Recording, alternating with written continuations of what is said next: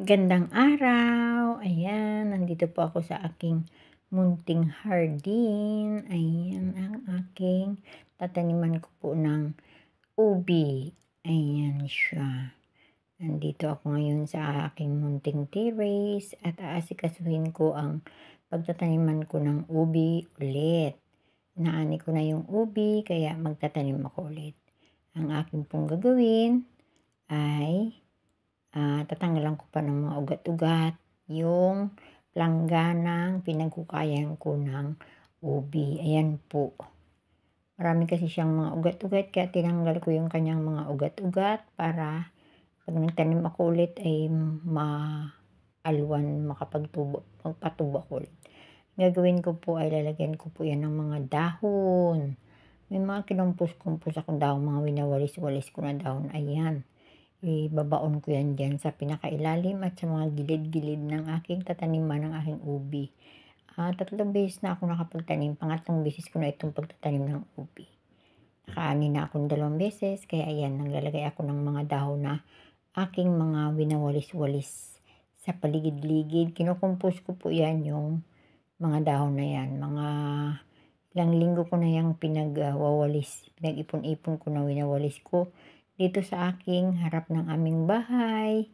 Ayan.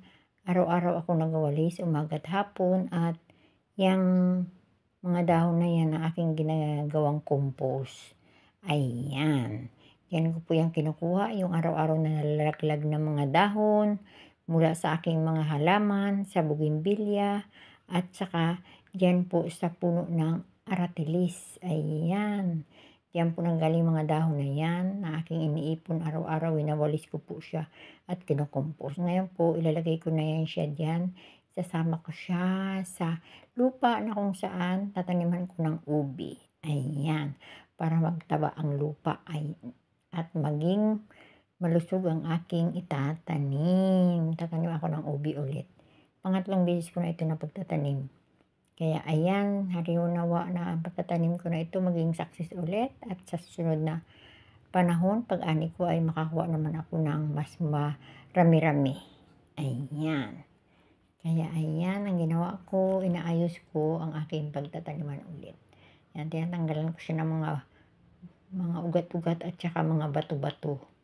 At saka binuhagag ko, binungkal-bungkal ko ang lupa para lumambot, at pag tumubo ulit at magkaroon ng laman ang aking tatanim ay maalwan ang kanyang pagkakaroon ng laman sa ilalim ng lupa.